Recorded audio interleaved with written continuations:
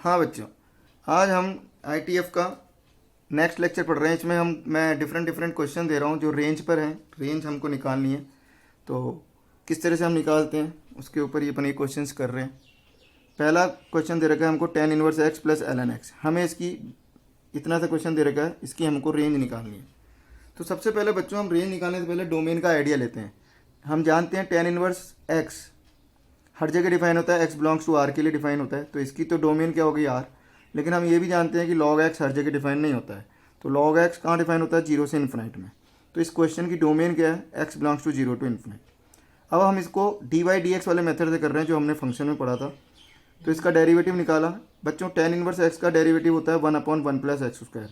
ये मेरे ख्याल से कई बच्चों को अभी मालूम नहीं होगा, अगर किसी को पता है तो ठीक है, जिसको नहीं मालूम है उसको याद रखना है। tan इनवर्स एक्स का डी वाई डी एक्स क्या होता है, 1/1 प्लस एक्स स्क्वायर। ये आगे जब हम डिफ्रेंशिएशन वगैरह पढ़ेंगे तब उसमें आएगा, अभी आपको याद रखना है, ठीक है। और log x का डिफ्रेंशिएशन होता है 1/x, ठीक है।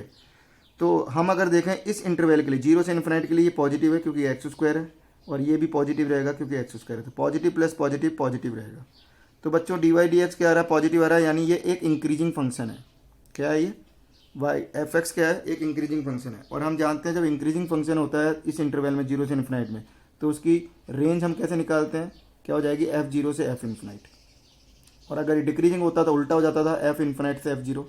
तो यहाँ पर इंक्रीजिंग है तो रेंज क्या हो जाएगी, एफ जीरो से एफ इन्फिनाइट। तो ये यहाँ पर एफ जीरो पर अगर हम वैल्यू निकालेंगे तो tan इनवर्स जीरो क्या होता है बच्चों, हम जानते हैं जीरो होता है।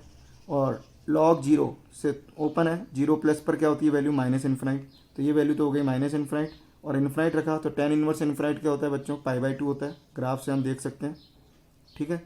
tan इनवर्स इन्फिनाइट क्या होता है भाई, tan इनवर्स इन्फिनाइट की बात कर रहे हैं। तो हमको ये देखना है कि इन्फिनाइट माइनस π/2 से π/2 में किस पर होता है, π/2 पर होता है। हम जानते हैं tan थीटा इन्फिनाइट कब होता है, π/2 पे होता है। तो tan इनवर्स इन्फिनाइट क्या हो गया, π/2। तो ये π/2 हो जाएगा। और log इन्फिनाइट क्या होता है, इन्फिनाइट होता है, तो इन्फिनाइट प्लस इन्फिनाइट इन्फिनाइट आ गया। तो बच्चों इसकी जो रेंज है वो क्या आ गई, माइनस इन्फिनाइट से इन्फिनाइट, दैट इज आर।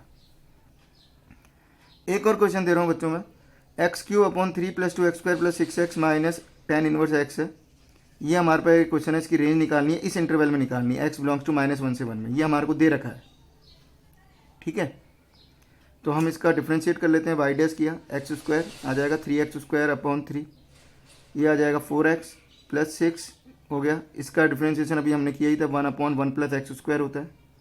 इसको हम होल स्क्वायर बना लें, इसको 4 + 2 लिख सकते हैं। तो x² + 4x + 4 क्या हो जाएगा, x + 2 का होल स्क्वायर + 2 लिख दिया। अब बच्चों ये भी हमेशा पॉजिटिव है क्योंकि ये वैल्यू हमेशा 1 से छोटी रहेगी, 1 में कुछ ऐड हो रहा है, तो 1/1 में डिनोमिनेटर इसका हमेशा बड़ा रहेगा या 1 के बराबर रहेगा, तो इसकी वैल्यू 1 या 1 से छोटी रहेगी। तो ये 2 माइनस ये हमेशा पॉजिटिव रहेगा, और ये स्क्वायर है ये भी पॉजिटिव रहेगा। तो बच्चों ये क्वांटिटी हमेशा पॉजिटिव है, यानी इसका डेरिवेटिव क्या है, पॉजिटिव है, यानी अगेन ये भी इंक्रीजिंग फंक्शन है। और इंक्रीजिंग फंक्शन है तो अभी हमने यहाँ पे किया था, तो रेंज क्या हो जाएगी इंक्रीजिंग फंक्शन के लिए, ये पूरे के पूरे x बिलोंग्स टू इस इंटरवल की, r की बात नहीं कर रहे हैं हम, -1 से 1 की बात कर रहे हैं। यहाँ पर r के लिए भी वैसे इंक्रीजिंग है, लेकिन -1 से 1 में इंक्रीजिंग है। तो यहाँ पर क्या हो जाएगा, f ऑफ -1 से f ऑफ +1 हो जाएगा इंक्रीजिंग में।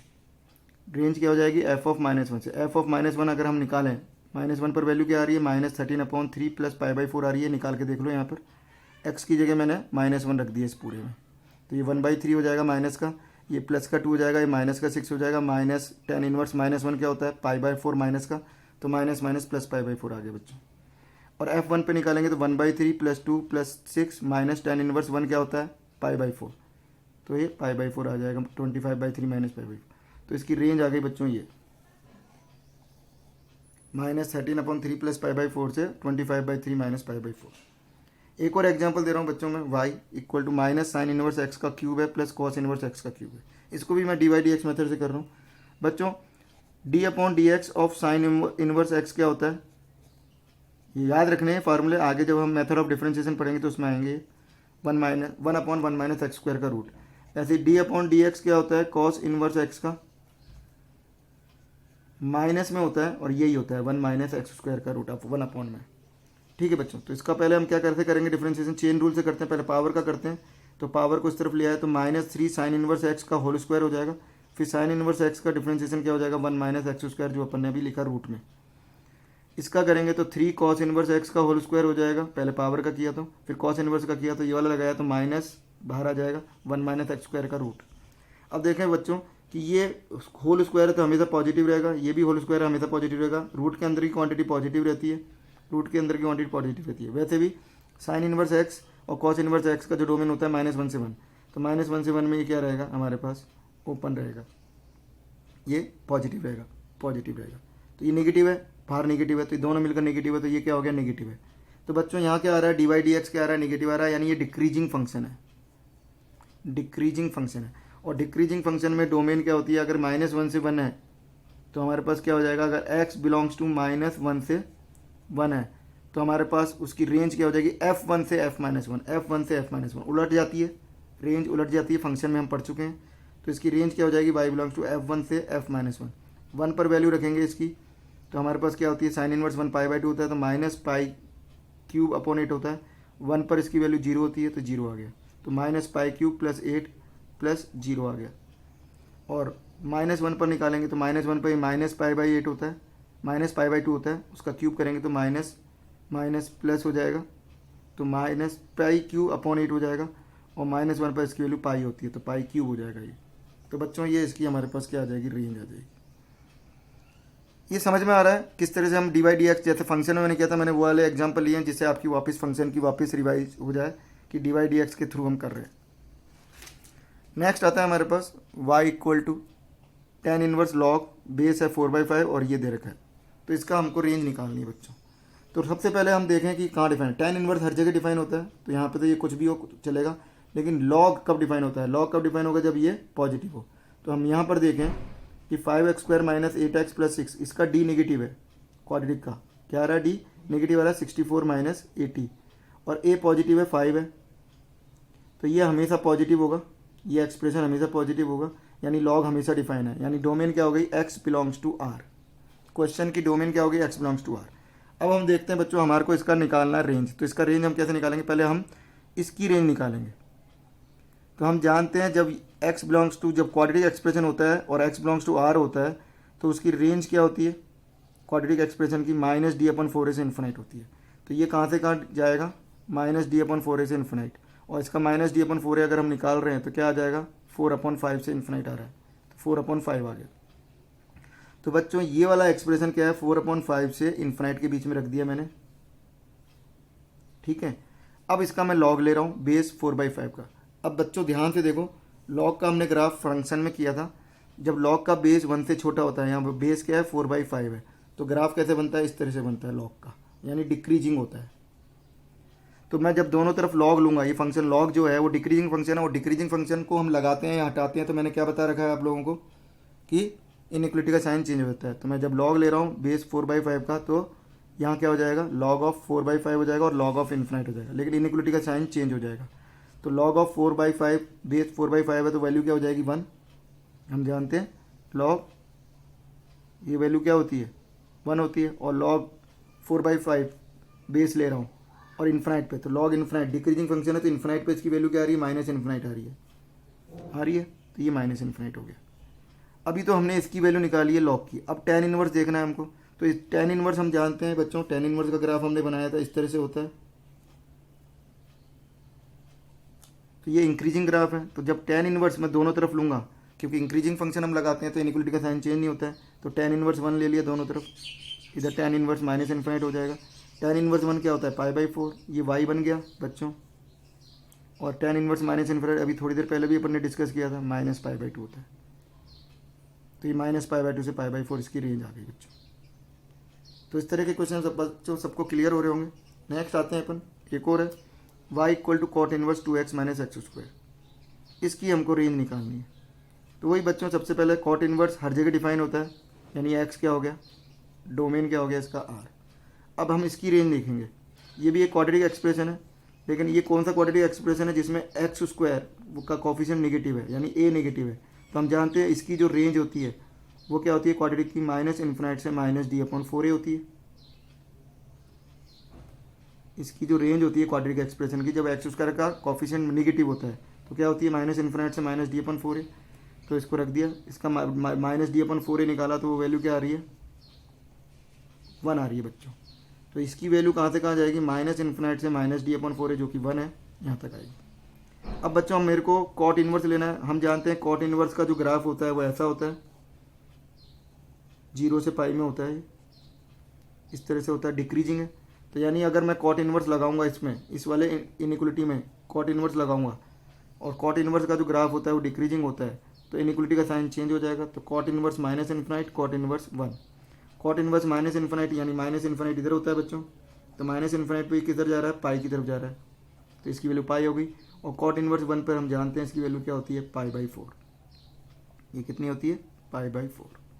तो ये बच्चों π/4 आ गई इसकी वैल्यू। तो ये y कहाँ से कहाँ जाएगा, π/4 से पाई। इंपॉर्टेंट क्वेश्चन है बच्चों, सारे के सारे बहुत ही इंपॉर्टेंट है, अच्छी तरह करना है समझ के, और घर पे वापस इसको रिवाइज करना है, प्रैक्टिस करनी है रिटर्न में। एक और एग्जांपल ले रहा हूँ मैं, y equal to cos inverse greatest integer of x² - x। अब बच्चों ये ग्रेटेस्ट इंटीजर आ गया, इसकी रेंज निकालनी है हमको। तो इसकी रेंज हम कैसे निकालेंगे, सबसे पहले हम देखेंगे कि x² - x कहाँ से कहाँ जाता है। तो हम जानते हैं x² - x, a पॉजिटिव है यहाँ पे भी, तो ये कहाँ से कहाँ जाएगा, -d/4a से इन्फिनाइट जाएगा। तो -d/4a निकाला हमने, तो इसका -d/4a क्या आ रहा है, -1/4 आ रहा है। तो ये -1/4 से इन्फिनाइट जाएगा बच्चों, ठीक है। लेकिन हम जानते हैं कॉस इनवर्स कब डिफाइन होता है, जब ये वाली वैल्यू -1 से 1 जाए, तो ये -1 से 1 के बीच में जाना चाहिए, ठीक है, या -1 से 2 ओपन तक जा सकता है क्योंकि ग्रेटेस्ट इंटीजर है ये, ठीक है। तो इसकी वैल्यू लेकिन 2 ओपन पे भी होगा तो उसमें अपने पास इसकी वैल्यू कहाँ से कहाँ जा सकती है, 1 तक हो सकती है। तो ये वैल्यू -1 से 1 के बीच में क्या क्या हो सकती है, तो ये -1 से 1 के बीच में, क्योंकि -1/4 से स्टार्ट हो रहा है, तो इसका ग्रेटेस्ट इंटीजर इसको हम 2 तक ले सकते हैं, क्योंकि 2 ओपन का भी ग्रेटेस्ट इंटीजर क्या रहेगा, 1 ही रहेगा, तो डिफाइन होगा ये। तो जब x² - x 2 ओपन से -1/4 से 2 ओपन तक होगा तो ये डिफाइन होगा, ठीक है। अब इस इंटरवल में इसका ग्रेटेस्ट इंटीजर लिया, तो इसका ग्रेटेस्ट इंटीजर इस इंटरवल में कहाँ से कहाँ जा सकता है, इसका इंटरवल में कि इसका जो ग्रेटेस्ट इंटीजर लूँगा तो -1 यानी -1 से 0 का ग्रेटेस्ट इंटीजर -1 होता है, तो एक तो आ गया -1, और कौन कौन से इसमें इंटीजर आ रहे हैं वो वाली वैल्यू हमको लेनी है। तो क्या क्या आ जाएगा, 0 भी आ जाएगा, 1 भी आ जाएगा। तो बच्चों इसमें 3 हमारे पास एलिमेंट आ रहे हैं, x² - x का ग्रेटेस्ट इंटीजर में 3 इंटीजर आ रहे हैं, 0, 1 एंड -1। ये बच्चों समझ में आ रहा है सबको, तो 0, 1, -1 आ गया, तो इसका इस 3 मतलब इसको हमने t मान लिया, तो ग्रेटेस्ट इंटीजर को t मान लिया, तो t की वैल्यू क्या क्या हो सकती है, 0 या 1 या -1, इस इंटरवल के हिसाब से अगर हम देख रहे हैं, या -1/4 से 2 के बाद। तो जब x² - x -1/4 से 2 है और कॉस इनवर्स को डिफाइन करना है, तो इसकी वैल्यू, इसका ग्रेटेस्ट इंटीजर क्या क्या हो सकता है, 0, 1 या -1। तो y की वैल्यू क्या आ जाएगी, इसका रेंज निकालना है, इन 3 एलिमेंट t की वैल्यू 0, 1 और -1 रखनी है। तो y की वैल्यू यानी क्या क्या आ जाएगी, f0, f1 और f-1। तो ये 3 ही एलिमेंट आएंगे रेंज में, अगर इन तीनों में डिस्टिंक्ट वैल्यू आ रही है तो एक बार 0 रखें, तो कॉस इनवर्स t बन गया हमारे पास अब फंक्शन, और t हमने यही लिया है, तो एक बार कॉस 0 रख दिया, तो 0 रखने पर क्या आ जाएगा, कॉस इनवर्स 0 क्या होता है, 0 होता है। 1 रख दिया तो कॉस इनवर्स 0 π/2 होता है, कॉस इनवर्स 0 π/2 होता है, और 1 रख दिया तो कॉस इनवर्स 1 0 होता है, और -1 रख दिया तो पाई होता है। तो इसमें 3 एलिमेंट आ गए, π/2, 0 और पाई। अब अपन नेक्स्ट क्वेश्चन चलते हैं 7, साइन इनवर्स e⁻x की हमको रेंज निकालनी है, ठीक है बच्चों। तो हम जानते हैं e⁻x जो होता है वो 0 से इन्फिनाइट होता है, 0 ओपन से इन्फिनाइट ओपन। लेकिन हमें साइन इनवर्स x कब डिफाइन होगा, जब e⁻x कहाँ तक जाएगा, ज़्यादा से ज़्यादा 1 या 1 से छोटा होगा। तो इसको हमने रेस्ट्रिक्ट कर दिया, क्योंकि आगे के लिए डिफाइन ही नहीं होगा, ये 1 से बड़ा होगा तब ये डिफाइन नहीं होगा। तो इसका मतलब क्या होना चाहिए, e⁻x कहाँ से कहाँ होना चाहिए, 0 से 1 के बीच में होगा, तभी साइन इनवर्स उसका डिफाइन होगा। अब साइन इनवर्स लेना है इसका, साइन इनवर्स हमारा क्या होता है, साइन इनवर्स हमारा क्या होता है, ऑलवेज पॉजिटिव होता है, और हमारे पास -π/2 से π/2 होता है, और हम जानते हैं साइन इनवर्स x का जो ग्राफ होता है वो इंक्रीजिंग होता है। तो जब साइन इनवर्स लूँगा तो इनइक्वलिटी का साइन चेंज नहीं होगा, तो मैं दोनों तरफ साइन इनवर्स ले लिया। साइन इनवर्स 0 क्या हो जाएगा हमारे पास, इधर साइन इनवर्स 0 ले लिया, और इधर भी साइन इनवर्स ले लूँगा 1, तो साइन इनवर्स 1 क्या हो जाएगा यहाँ पर, π/2। तो y की वैल्यू क्या हो जाएगी, 0 से π/2। तो ये इसकी डोमेन और रेंज आ गई, सॉरी। नेक्स्ट है 8th क्वेश्चन हमको करना है, बच्चों इसकी रेंज निकालनी है वाई इक्वल टू ये। तो अगर हम इसको ध्यान से देखें साइन इनवर्स, कॉस इनवर्स और ये दे रखा है, तो बच्चों टेन इनवर्स हर जगह डिफाइन होता है, तो यहाँ पर तो एक्स डोमेन क्या हो गई, एक्स बिलोंग्स टू आर। लेकिन अगर हम यहाँ देखें, हम जानते हैं कॉस इनवर्स -1 से 1 के लिए डिफाइन होता है, तो ये वैल्यू -1 से 1 के बीच में होनी चाहिए, लेकिन हम जानते हैं 1 + x² है, तो x² कुछ ना कुछ वैल्यू इसमें जुड़ रही है, तो ये 1 से 1 या 1 है या 1 से बड़ा है, और 1 से बड़े के लिए डिफाइन नहीं होगा, तो ये कब डिफाइन होगा, जब x = 0 होगा। तो यहाँ पर डोमेन क्या आ गई, ये आ गई। ऐसे यहाँ पर भी 1 + x⁻6 है, ये भी पावर इवन है, तो 1 में कुछ ऐड हो रहा है, तो 1 से बड़े के लिए साइन इनवर्स डिफाइन नहीं होता, तो यहाँ पर भी डोमेन क्या आ गई, 0 आ गई। तो बच्चों ये पूरा क्वेश्चन अगर इनका इंटरसेक्शन ले लेंगे तो x = 0 के लिए ही डिफाइन है, तो सिर्फ y की वैल्यू 0, x की वैल्यू 0 लिख दो, तो y की वैल्यू क्या आ जाएगी, साइन इनवर्स 1 जो कि π/2 होता है, प्लस कॉस इनवर्स 1 जो कि 0 होता है, और tan इनवर्स 1 क्या होता है, π/4, तो यह आ जाएगा π/4। तो रेंज में एक ही एलिमेंट आ रहा है π/4। अगला क्वेश्चन है बच्चों sine inverse x plus sine inverse y plus sine inverse z अगर 3 π/2 है, ये अलग टाइप का क्वेश्चन दिया है मैंने, तो हमारे को x² + y² + z² की वैल्यू निकालनी है। ठीक है, तो बच्चों हम देखेंगे sine inverse x, sine inverse y, sine inverse z, इन तीनों का सम दे रखा 3 π/2। इसकी मैक्सिमम वैल्यू क्या हो सकती है, π/2। इसकी भी π/2 हो सकती है, इसकी भी π/2 हो सकती है। अगर मैं तीनों की मैक्सिमम वैल्यू लूंगा तब जाके 3 π/2 बनेगा, अदरवाइज नहीं बनेगा। यानी ये तीनों इक्वल टू 3 π/2 कब होंगे, जब ये भी π/2 हो, x पूरा का पूरा sine inverse x, sine inverse y भी π/2 हो, और साइन इनवर्स z भी π/2 हो।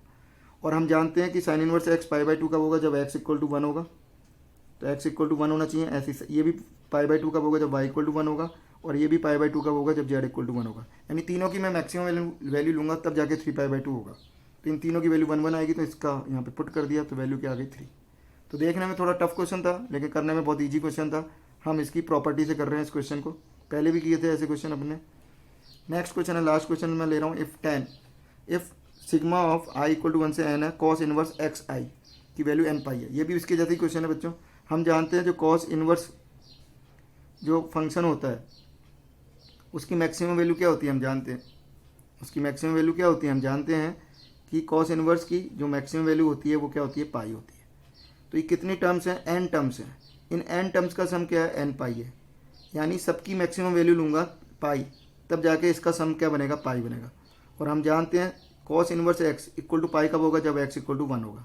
यानी x1 भी 1 होना चाहिए, x2 भी 1, सॉरी ये पाई कब बनेगा, जब ये -1 होगा, सॉरी। ठीक है, हम जानते हैं कॉस इनवर्स x पाई कब बनेगा, जब x = क्या होगा, -1। ठीक है, तो ये सबका जो मैक्सिमम सम n पाई आ रहा है, इसका सम क्या आ रहा है, n पाई आ रहा है जो मैक्सिमम है। जब सबकी ईच की इंडिविजुअल वैल्यू मैं पाई लूँगा तब जाके इसका सम आएगा n पाई। और वो कब आएगा, जब x की वैल्यू क्या होगी, -1। यानी x1 भी यहाँ पे -1 है, x2 भी -1 है, x3 भी -1 है, यानी सभी वैल्यू -1 है, तब जाके इसका सम क्या आएगा, n पाई आएगा। तो इसका सिग्मा क्या हो जाएगा, -1 लिखना है बार बार में, तो कितना आ जाएगा, -n। तो बच्चों ये कुछ क्वेश्चंस थे रेंज के, और थोड़ा सा 1 2 क्वेश्चन मैंने अलग टाइप के भी लिए।